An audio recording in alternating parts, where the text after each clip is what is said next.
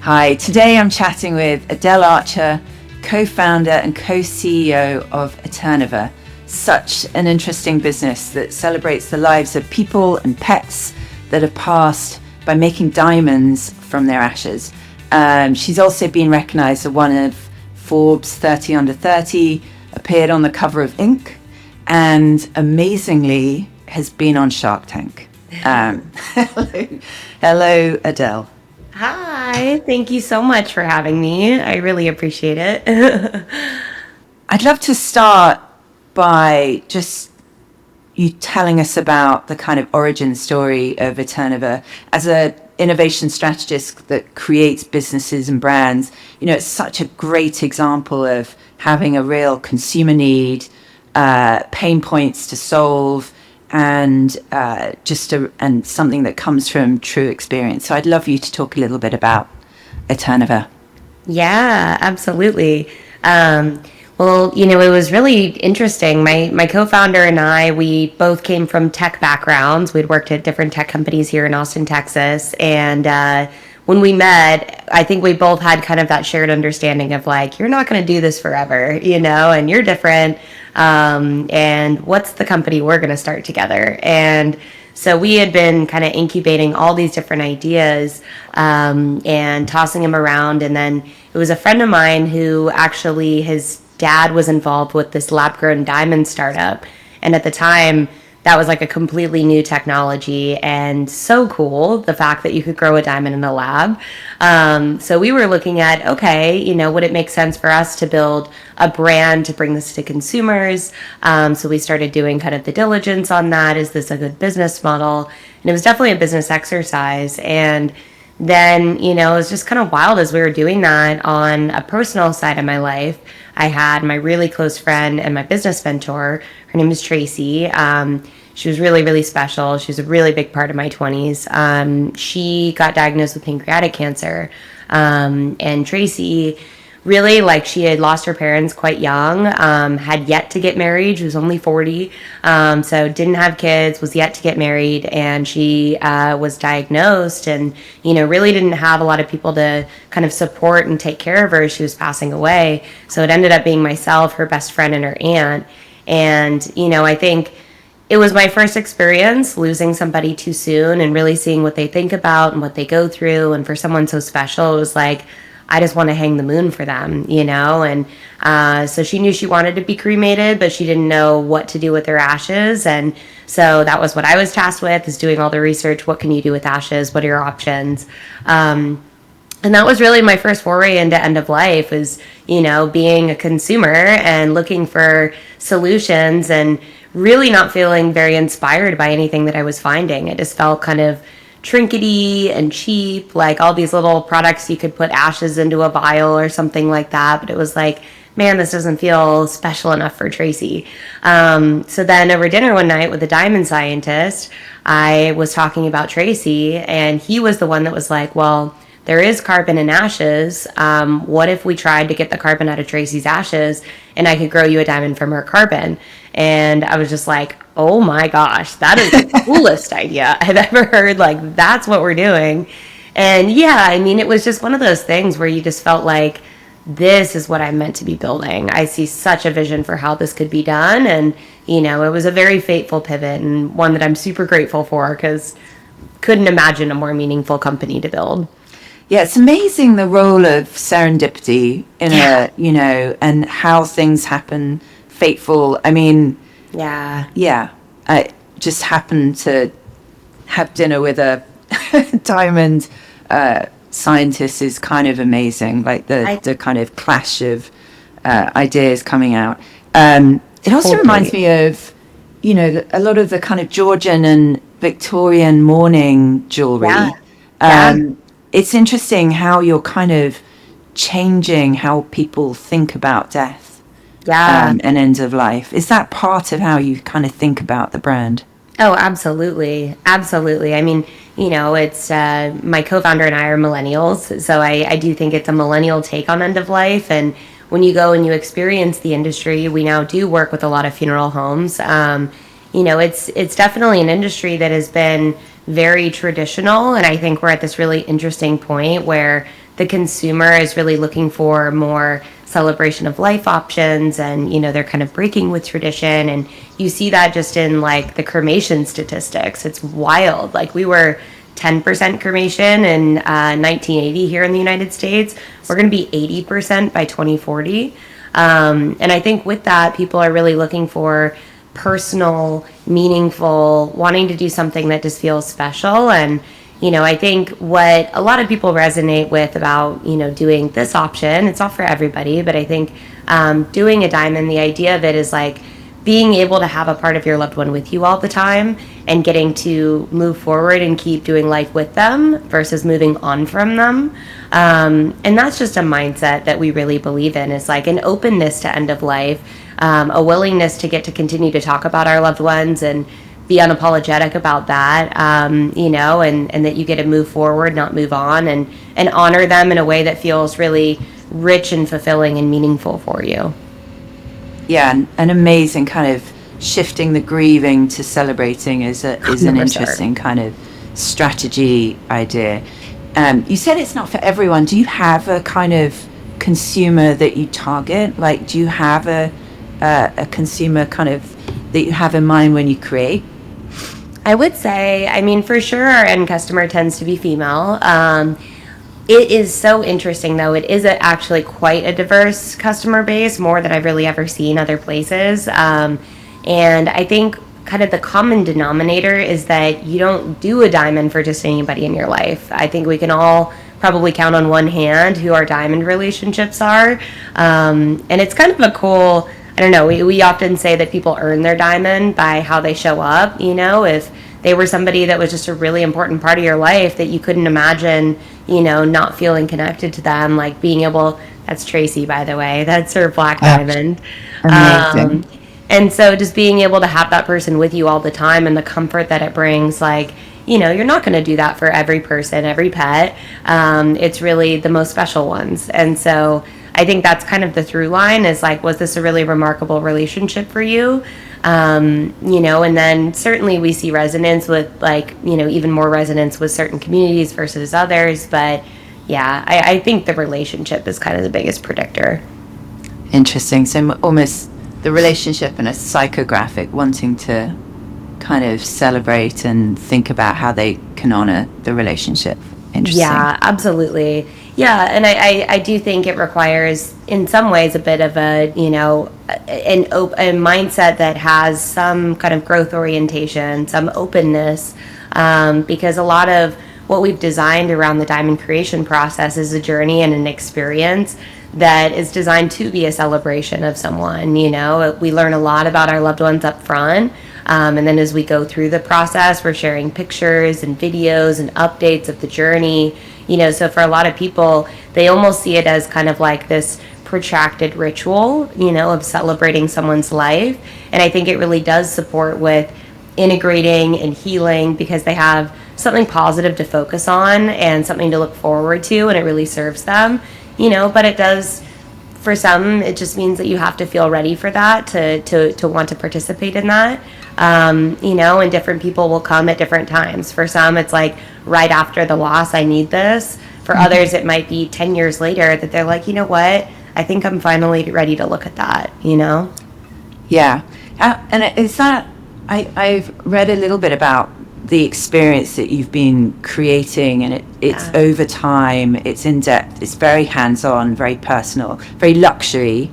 How has the kind of idea evolved from kind of launch to now? Because it sounds like you've been updating and kind of evolving the product experience.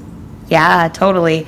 Well, what was really interesting was when we first started, the whole journey, with the purpose of it was actually more of an exercise of transparency than anything. We just wanted people to feel comfortable and confident. They know exactly where their loved one is. They know what's going on, because you can imagine, like, parting ways with your loved one. Our process is pretty intricate. It takes like 7 to 8 months to do.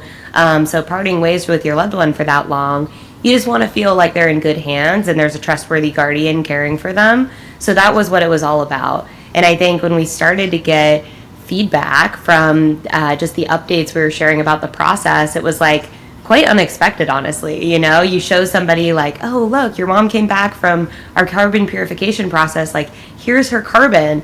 And people would be crying and they'd be emailing that update to friends and family and posting it on social media. And we're like, dang, like that's adding a lot of value. So let's make this more storytelling driven. Let's, you know, improve kind of the video quality of it so that it really is kind of a shareable asset that they get to share with others.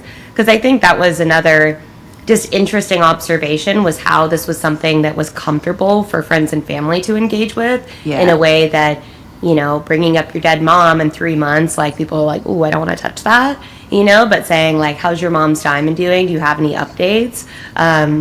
It really helps somebody feel more kind of rallied around. So we started up-leveling all the updates, and then we actually started, we vertically integrated a lot of our process. We have a huge diamond lab and facility now that's in just outside of Austin, and we open that up for our families. We're like, hey, if you want to be a part of like dropping your loved one off and meeting with us in person, or if we're growing in that facility, then they could even come and like start their loved one's diamond machine, or celebrate what we call the homecoming, which is the day the diamond comes home.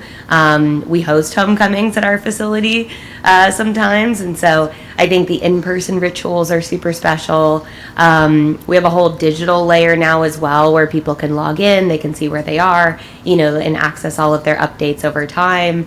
Our care team is just really attentive. I think they look for any little ways that they can surprise and delight and add value to folks, you know. Then often on an anniversary of passing, like the only message you might get might be from Eterneva. So we just look for little ways that we can always add value and allow someone to know that we see them and we're their friend, and you know, we're here to celebrate their loved one with them. Yeah, I love that kind of moving from transparency and just trying to build trust to something that is about empathy and support and storytelling. 100%. Kind of amazing. It reminds me a little bit about, how do you use technology? Because I do think of, you know, like the Black Mirror, San Junipero.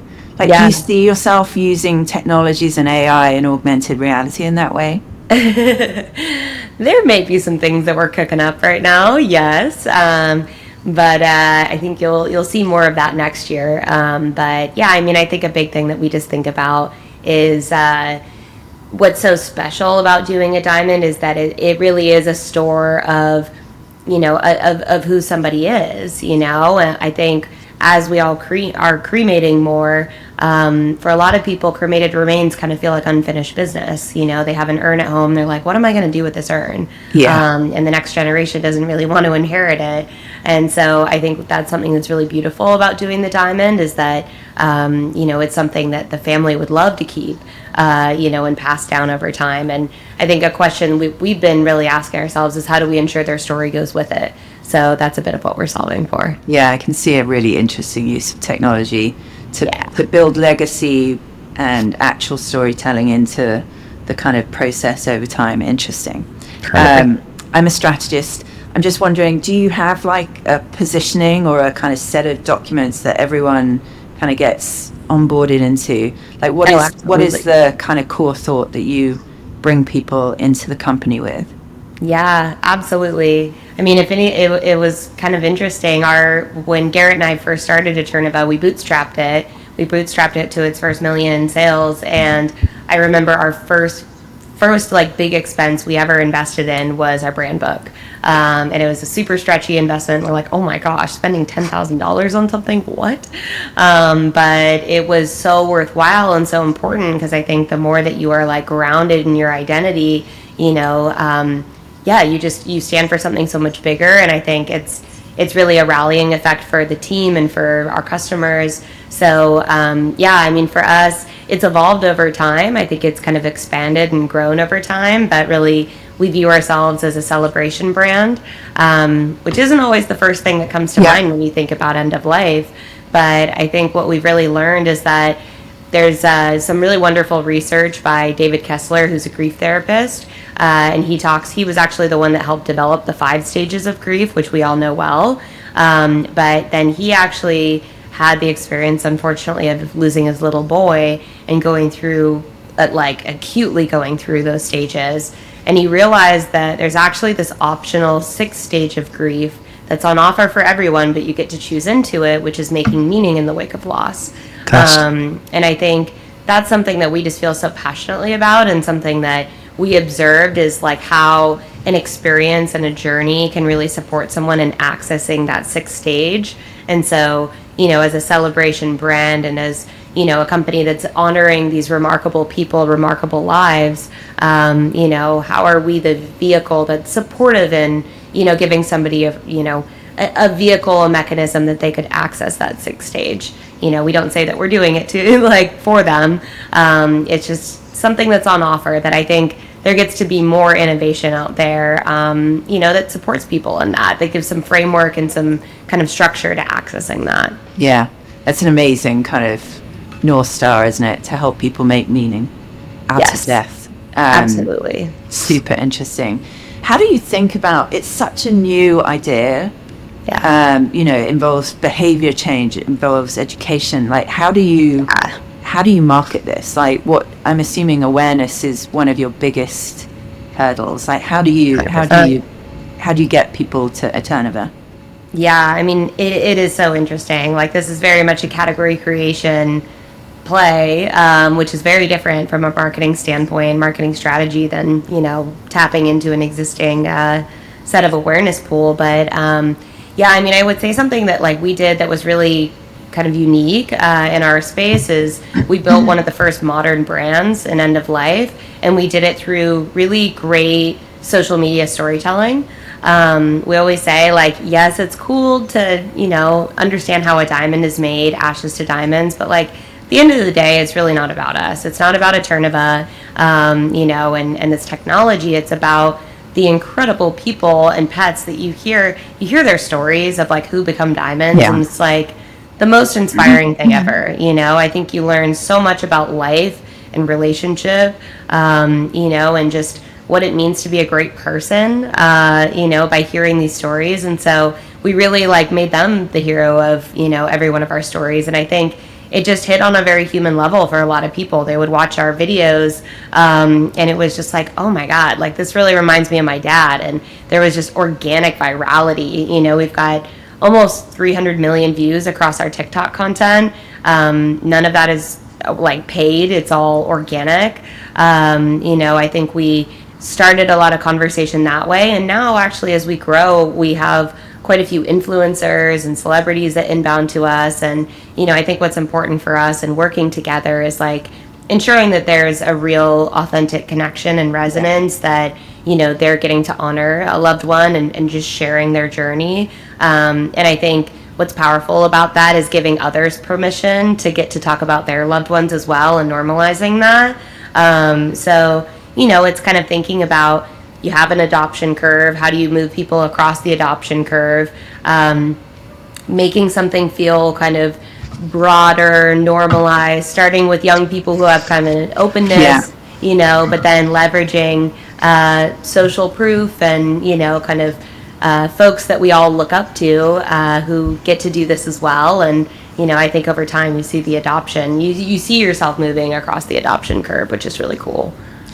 I mean, one I'm assuming massive awareness driver was going on Shark Tank. I watched it, and it looked wild. It looked wild watching you and your co-founder, deliberate. But can you talk, for the people that might not have seen it, talk to me about being on Shark Tank and what was going through your head with the negotiations? Oh my gosh, yeah, there's those like super easy breezy Shark Tank episodes, and then there's like the really juicy ones, and I feel like we had a really juicy one. That was a pretty wild experience. I think I don't normally get too like rattled before, I guess interviews or things like that, but that was one that I was just like, oh my goodness, this is intense. I think when I step back, what meant a lot to me about being on Shark Tank is we were the first end-of-life company to be on Shark Tank. And so, especially at the time, this was pre-COVID, and I think I've seen a really big difference in how people respond to any topics around death or end of life on pre-COVID, post-COVID. So I think pre-COVID, getting to talk about that on a national stage and have it, like kind of taken seriously, something that we hadn't been talking about as a culture. It was really cool to feel like we were a part of opening that. And it was a very spicy negotiation, but really grateful that, we ended up with 3 offers and we got to pick, and we went with Mark Cuban, and he's been just fantastic, very supportive of us, very supportive of our mission, and, just has had our back in a lot of ways along the journey. So he's still involved? Yeah. He's reinvested a couple times, and amazing. He's great. And did you see like a bump on, on the website in terms of traffic and? Yeah, we definitely saw a huge like flux of awareness and traffic. I think for a brand or a company like us, for some companies it's like this big influx of sales and then it's done. For us, it was like planting a seed with millions of people, because also it's not just like who's watching it, it's who they then go tell, because this is such a different and interesting idea. We've done some research and we know that on average when someone hears our story and what we do, they tell 20 other people about this. Wow. So it's just this kind of like wild multiplier. So you fast forward to today, that was 2019, fast forward to today, and I think it's like 10 to 15% of our customers say they originally heard about us on Shark Tank. And we're hearing like super just heartwarming stories where, recently we had a mom that came to us to honor her daughter, and the two of them watched that episode together, and they made a pact that, hey, this is what we want to do. I want to be it was mostly talking in the context of the mom, this is what I want to do for you, Mom. I love this idea. Like, I want to be a diamond. I want to do this for you. Are you okay with that? Well, then her daughter passed. And so I think for her mom to know that that's what resonated so much for her and what she wanted, I'm like, man, I wish that for more people, is that they get to have that conversation and alignment, so they know that they're fulfilling their loved ones' wishes. So it's amazing. You mentioned COVID. It's amazing thing. So how do you feel COVID changed the conversation about death? Big time, like day and night, actually. It's pretty wild. I think you could just see it in how people would respond if they're like, what do you do? And I'm like, are you ready for this? And I think before COVID, it was a totally 50-50 reaction. And I really do think it was just a reflection of someone's relationship with death. Those that had a kind of healthier relationship with it would be like, wow, that's really interesting, or that's really beautiful, or like, tell me more, and those that were uncomfortable with death would be like, ew, that's weird, wearing grandma on your finger, and they would kind of like, that's the only way that they would associate to it, is wearing grandma on your finger. And it's like, well, what if this was your spouse? What if this was your daughter? I think people just wouldn't go there, and then COVID happened, and I think that really forced us, as a culture to think about our own mortality, because it was a really potentially real prospect of like, could this happen to me? Could I get sick and pass? There's a stat that 25% of Americans have a 1-degree connection to someone who passed away from COVID. And so, I think it just was a lot closer to home, and they had to think about it. They had to face it. And it's just wild because now I would say it's like a 90-10 reaction, where 90% of people are like, oh my gosh, that's amazing. And I wouldn't say our awareness levels are like day and night dramatically that much different. Yes, awareness is higher, but I really think it's more of a reflection of people's perception and relationship with end of life and willingness to look at it. Yeah, an interesting kind of acceleration of cultural trends. I think they were probably getting there, but just such a massive impact on perceptions, thoughts, feelings. Interesting. What does success for Eterneva look like? What is your ambition? What are you hoping for in the next 5-10 years? I don't know. Yeah, honestly, it's just serving as many families as we possibly can. I think what I am just so proud of, we have a Slack channel called Love from Customer, and our team will just share anytime they get like a really incredible email. And then we also have automated, anytime we get a review, it posts in there, and you just read every single day people giving us feedback like, this changed my relationship to my grief, like it's because I went on this process that I feel like I finally started healing. And it's just like, it's so humbling and incredible, and it's just, you're like, how could I not want to do anything else? And I think really though, it's, for me, I love feeling like Eterneva has the ability and the potential to be a company that really does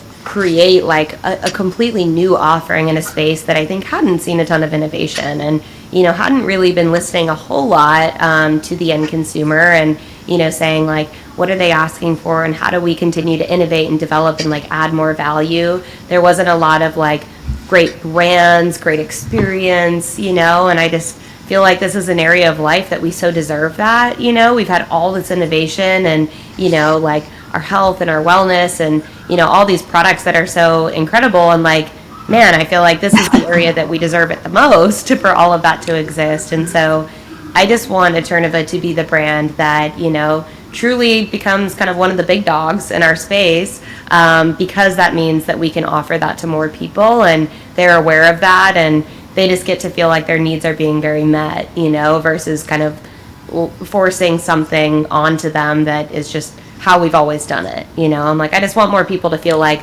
yes, this is exactly what I wanted, and that feels like the right way to honor my loved one, versus I'm just doing something out of obligation and tradition. Yeah, amazing. It's your birthday today. Happy birthday.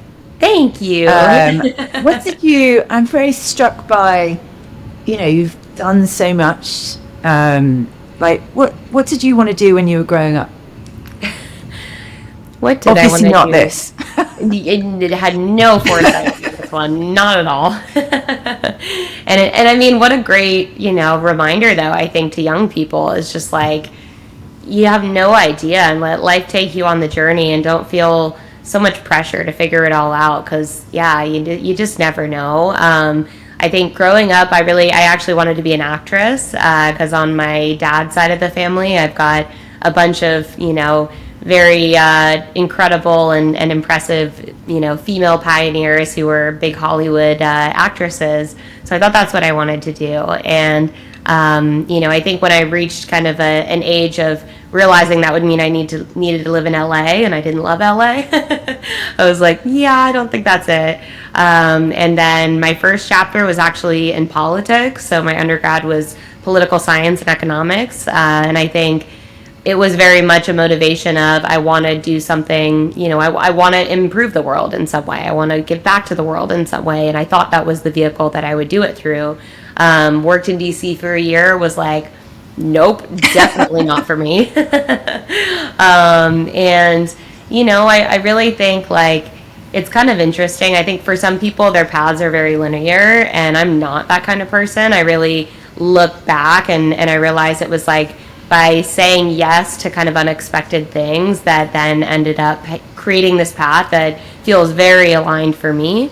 So when I was in DC, a friend of mine was at, a university in Guatemala, and he was hosting all of these policy reformers for a weekend led by an entrepreneur to teach them to think more like entrepreneurs do. And he's like, hey, do you want to just staff this with me? And I was like, yeah, totally. And I went down there, and it turns out this entrepreneur that was facilitating it had a business school in Austin, Texas. And he was like, come to Austin. This is a by entrepreneurs, for entrepreneurs MBA program. Like, I think you'd love it. And that just ended up being the perfect pivot that introduced the rest of it. And so, it's kind of cool. I think it's all kind of connected dots when you look back on it. But yeah, I love that. It's funny. I always think about, my husband is one of those people that had a plan, and he had goals by certain ages to, start a company, sell a company, blah, blah, blah. Yep. And I definitely am more like you, just kind of have meandered my way. Yeah. Not knowing exactly what I wanted, but taking chances along the way. And I love that as an option for people especially It people totally that don't is. necessarily know exactly what they want to do. It's amazing.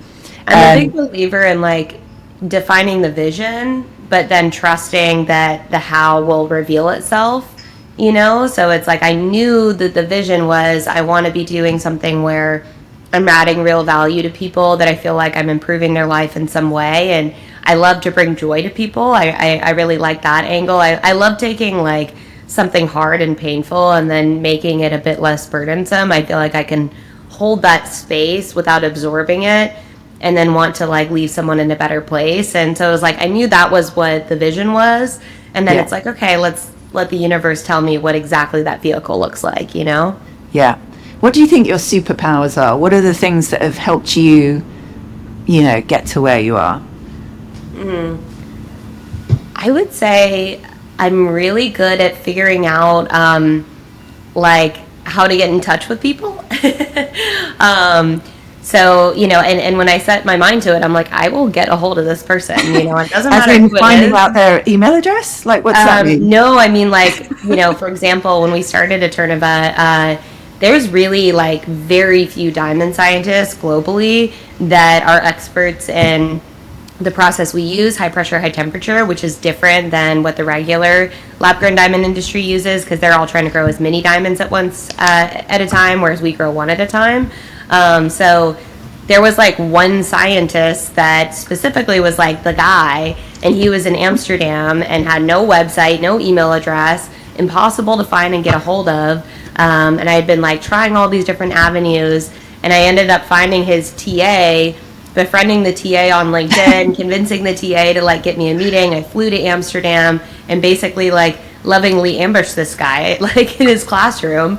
And I was like, I know this is a crazy idea, because he was just growing diamonds at the time. So to like pitch some diamond scientist on growing diamonds from dead people, or like ashes, was like this wild proposition.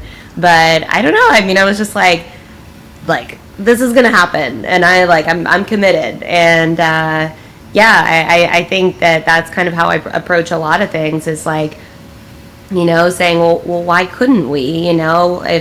If we want to get a hold of, I don't know, we have the honor of working with Tony Robbins right now. And that was just something that I was like, we get to do something with him at some point. He's so in alignment with us. Like, it just gets to happen. Was that was your idea, and you kind of manifested it? Yeah. It's kind of this combination of like, okay, how do we do it? And like, we're going to get really like resourceful and creative and scrappy and like trying to figure out a way. But then also, just like set the vision, declare it to where it kind of manifests. So, I would say that's probably my superpower. Amazing. And that obviously kind of encapsulates determination, focus, strategy.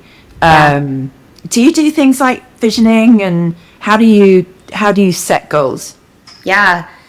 I mean, a couple different things. Like, I do really believe in developing a vision, almost more so than setting goals sometimes. Like, I think goals live within the vision, but I actually have an Evernote that I write and like revise on kind of an ongoing basis. And then I read it to myself. Like, I try and read it to myself every morning. I would say it's usually maybe like a couple times a week, like 3 times a week.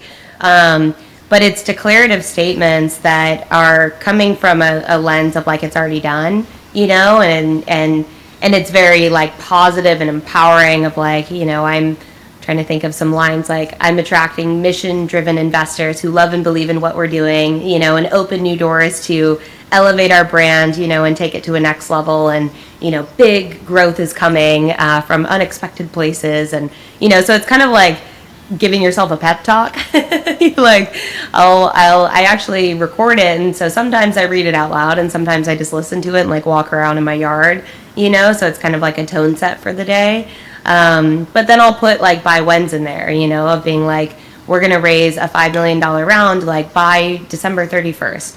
And so sometimes it'll be like really stretchy, and you're like, I have no idea how we're gonna do that. But I think there's power in making that declaration and just choosing into trust and vision. And then sometimes just like things start kind of obviously it requires your action, definitely, but then I think the universe does kind of like start conspiring in some ways. I think if you trust it and are open to that, and I do think like playing a big game requires trust, because business is not just skill, it's definitely luck as well, and timing, and so I think that's kind of the challenge sometimes, is like if you're a highly motivated, competitive person, like you want to control it all and you can't, you just have to like leave space for trusting that, like, the universe is going to take care of what needs to get taken care of.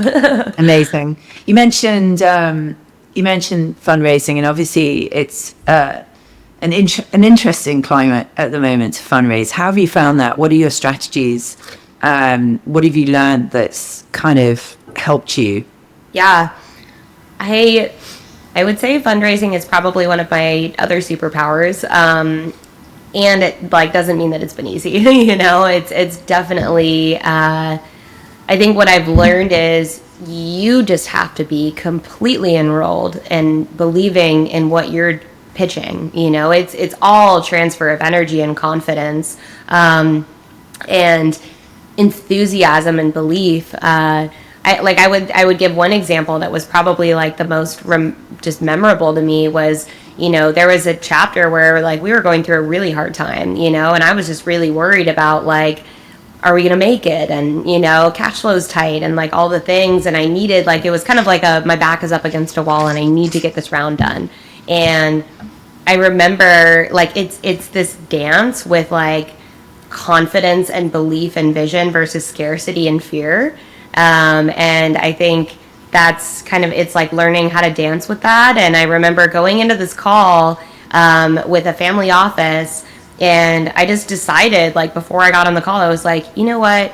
I'm going to show up in the most powerful way that I possibly can. And I'm just going to give the best dang Eterneva pitch that I've ever given, because I believe in this company. I believe in what we're doing, and like, they should too. They should see this vision and want to get on board. And we just had the best call. And they called me like a day later and they're like, hey, how would you feel about us just taking the rest of your round? And up until that point, it had been kind of like putting together $100,000 to, $200,000 to $300,000 checks. They wrote us a $2.5 million check. And I think the lesson in that was like, who you be is actually just as important as what you're doing and what you're, what am I doing? What am I saying? It's like, who am I being, to where I'm enrolling people and like wanting to be a part of that. And yeah, what a powerful example. But yeah. I think, outside of that, I would say I've come to appreciate, like, I'm probably not the person that goes after like the big, top tier VC. I think a lot of first time founders, like, there's kind of a lot of, I don't know, appeal to being like, oh, I'm backed by, whatever, like, I'm trying to think of like the really big one in San Francisco, but I would rather put together some rad, mission driven family offices and high net worth individuals that really believe in what we're doing. I think the biggest thing is like, are they values aligned? Because when somebody's on your cap table, they can wield a lot of control depending on how much money or how much ownership they have. And I think we've learned that the hard way in some ways, and then we've been shown examples of where, wow, a really values-driven person can make a significant difference to the business. And so I think that's probably what I pay the most attention to now. Yeah, amazing. Do you think your kind of background or interest in acting has helped you? Because, I talk to a lot of younger women about presenting and, trying to fake it till they make it, and presenting themselves in often very male dominated or traditional or older, all of the above arenas. Like, what do you think that's helped you, or what tips could you give to other women out there? Yeah, no, I definitely think it's helped me a lot. I think I'm very grateful that I do feel like I present confidently and and passionately. I really believe passion is actually as important as confidence. I was giving my friend that feedback the other day, because it's like, I know he's whenever he gets really excited and he's telling me about his business, he's like lit up, and it's so enrolling. And I think he didn't realize that like when he was going into pitch mode, he was getting very logical and very serious, and he was making the business case and it was matter of fact. And I'm like, dude, you got to make me feel like excited to want to be a part of your vision. And so I actually think it's kind of that combination of both passion and confidence. But, you know, I've definitely seen and experienced that I don't think the landscape is still fully even, you know, for men and women, especially as you kind of go into higher stages of company building. It just blows my mind. Here in Austin, Texas, which is a very liberal place, 2% of venture capital goes to women. Only 2%. And yeah, that just is mind blowing. So I think there's a lot more work for just the ecosystem to do. But, you know, there's a lot of great funds. Like we have some amazing funds that their thesis is female founders. Yeah. And I'm like, take advantage of that. You know, that's where like you should start, because these are groups that are genuinely like invested in wanting to see you be successful and are going to go the extra mile to add value and to open doors. We have one, SoGal Ventures, who is leading our round right now, and they're on our board. And, you know, they have just been like the absolute wind at our back. And so I think I'm so encouraged to see resources like that. And I want to see more. I want to see them at like the early growth stage, the growth stage, not just like pre-seed and seed. But, you know, that's something I'd love to be a part of, because I think it's important we all kind of rally together and support each other and create that like example that younger people can look up to and be like, oh, it has been done, you know? Yeah, amazing. All right, we're gonna a little bit of time left, but can you give me what's some of the best and worst advice you've been given as a founder? Well, you know, something that's definitely, I think, just like rang across all the founder nation was Founder Mode, that article. Oh my God, that hit, you know. I think, like, I'll just speak on my own behalf, but I know talking to every other founder I know, it really resonated, was just like trusting yourself, you know your company better than anybody else does. And I think there is kind of this like older school mindset of, you know, like what's required is to bring in like people who do it better than you or know more about the company than you know, and then cede control and like, you know, empower them and let them do their thing. And I think that there needs to be more nuance than that, because in my experience, at least for myself and experiences I've had, and then I'm part of an EO forum of other like really awesome founders, many of whom who have big successful companies. And again and again and again, I see executives getting hired in who have big egos. You know, they think they know best. They don't play well with, you know, others or collaborate well with the founder, you know. And I think at the end of the day, like the founder is I think it was Walt Disney that was saying that like I'm the guardian of the soul of the company, and that's what I care most about. And I really like I take that role really seriously, as being looking at Eterneva and being like, is our soul intact? Is our integrity intact? Is our vision and our mission intact? And I want to ensure that I'm always collaborating and partnering with my leaders, and like we're co-creating that together. And it's not about one person, you know, being kind of left alone because they're the head of that organization and need full control and power. I'm like, that doesn't work for me. I don't think that works for really building a great company that lasts. You look at Airbnb and like that's, you know, Brian Chesky's outlook on it. He's like, I am going to be involved. And that's like how we scale the magic, because I'm going to protect the soul and the magic, you know, not say that it just has to be my way or the highway.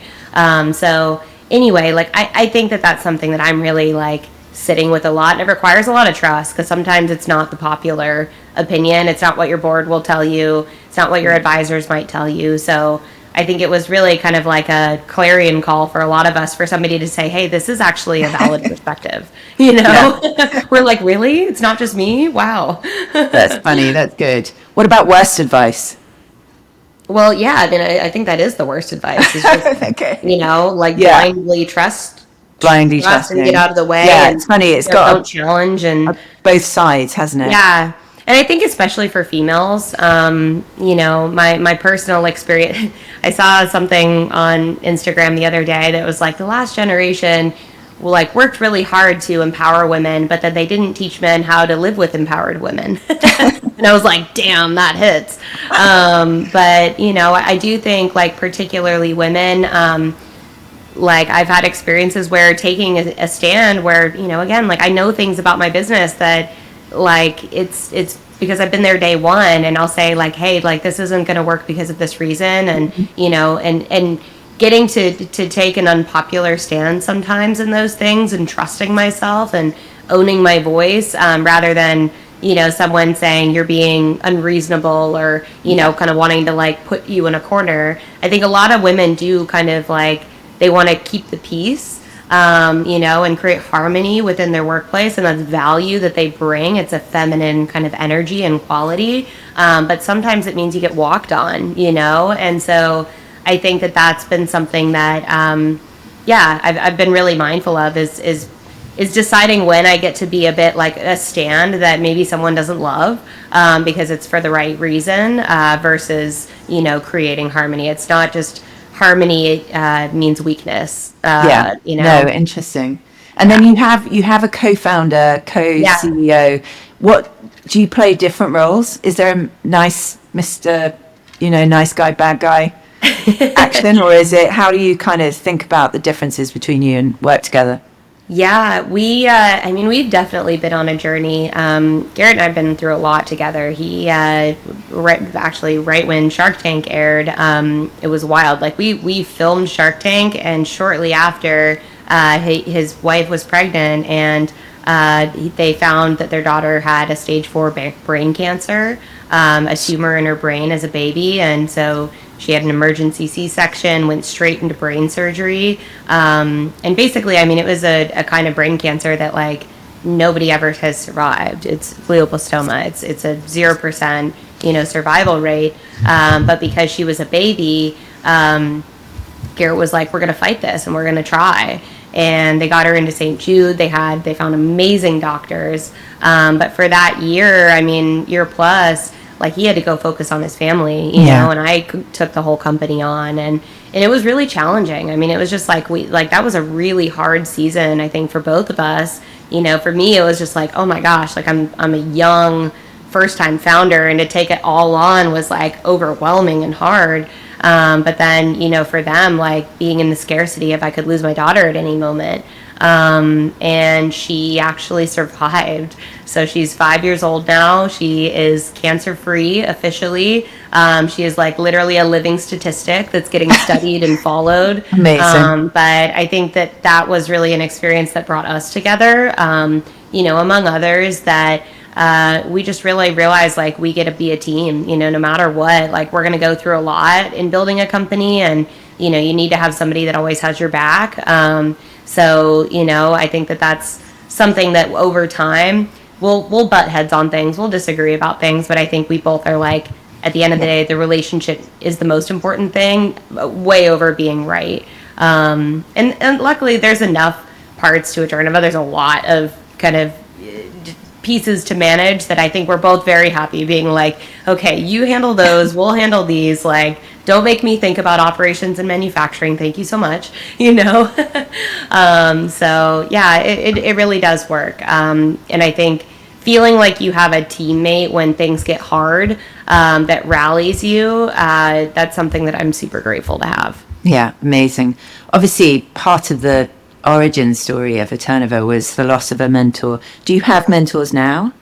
Yeah, definitely. Tell me about your kind of mentor landscape. Yeah, I think, I'm really blessed to be in this EO forum that I was mentioning. I had one of our investors and a friend, he invited me into this. He curated very intentionally a group of entrepreneurs that we meet every single month and, share, here's the top 5% of what's going on in our life and bottom 5, personal, professional, all of the above. And then for any particularly sticky challenges, there'll be a couple presentations, per session. And we've been together for 6 years now as a group. I'm by far and away the baby of the group. Like, these are all very seasoned founders that have, really successful companies. And I'm just super blessed, to get to be a part of that and to watch how they think about things. Amazing. And how they've really built and scaled their businesses. And so I would say that that's really like one of my biggest sources of learning and development, and also just having a tribe that's like wholeheartedly we have each other's backs. And then I think we did a really good job of bringing great founders onto our cap table early on. So a lot of our earliest investors were like mostly tech founders here in Austin, and they've just been so great, wind at our back. I think whenever we hit a hard time, being able to just call one of them, and they're like, oh yeah, I've been there before, let me tell you a story, it's just like they get it. And so, yeah, I think continuing to build community within with other entrepreneurs, to me, has been kind of the most valuable. Is like, they've been there, they've done that, they've seen some hard stuff, and I have no ego about saying who's solved this problem. Like, I'm going to call that person and ask for their advice and hear how they thought about something. So that's really a practice that I feel like I really lean into a lot. Yeah, I feel like that's a good part of the kind of entrepreneur's mindset. In terms of how to stay open, growth-minded, seek support. 100%. Yeah, 100%. You don't know it all, like, and you'll shortcut so much by learning from other people. So, yeah. Amazing. All right, last question. Tell me about someone that you're professionally jealous of, or some brand or some idea that you have a little bit of like, I wish I'd done that, or known that person, or whatever it is. Tell me about your professional jealousy. 100%. My biggest professional jealousy is definitely Brian Chesky from Airbnb. I mentioned him earlier, but just like, talk about a visionary and an incredible founder that I respect so much about how he built Airbnb. I think he spends so much time with his customers. It's really impressive. Even as at the level that they're at now, he will be like, okay, for the next month, I'm just going to go tour around the country and like live in Airbnbs and hear from my hosts and hear from my guests. And like, he really, really walks the talk. He's given, some of his podcasts have been some of the most influential for me, where, there was one where he talks about like, how do you create like an 11 out of 10 experience, and strive for magic. He's hired Disney vision, like kind of storyboarders to help them kind of like envision the best possible host experience. And so because he thinks about things and kind of through that lens, I think he's really he's created such an innovative business model, and not something that's like transactional. You look at kind of like a like, I'm trying to think of what the vacation rental homes, are called, but like, they just feel like transactional marketplaces. You don't feel emotionally invested in their vision and, what they've created. And I just think Airbnb is so artistic and tasteful and, whimsical and really, I think that's a big product of who he is. So yeah, like, total professional jealousy / if there's one person I could just like have dinner with and be like, I'm so fascinated by you, I want to know everything, it would be Brian Chesky.